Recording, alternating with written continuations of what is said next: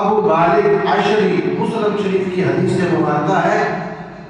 تو حضرت ابو مالک عشری فرماتے ہیں کہ الحمدللہ کا جو اجر ہے اس کو اگر جمع کر کے میزان کے پلڑے میں دھر رکھا جائے تو میزان والا پلڑا سارا اس سے ہی بھر جائے. دیکھیے اسے جو الحمدللہ کہنے سے ثواب ملتا ہے، اجر ملتا ہے، میزان کے پلڑے کو یہ اکیلا الحمدللہ بھر دے.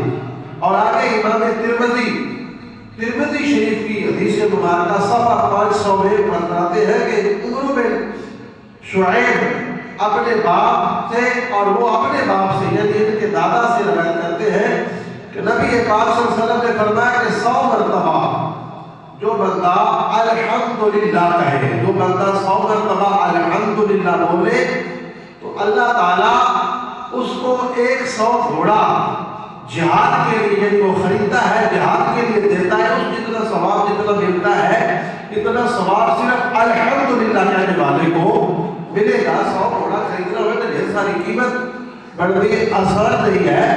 یعنی بندے کے لیے اتنے گھوڑے خریدنے تو ان کا جو ثواب ہے صرف الحمدللہ کہنے سے ملتا ہے.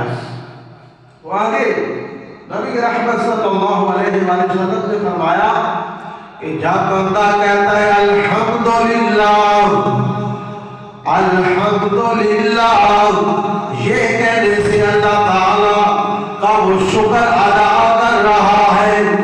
جب اللہ تعالیٰ جب وہ کہتا ہے الحمدللہ، اللہ تعالیٰ اسے اور زیادہ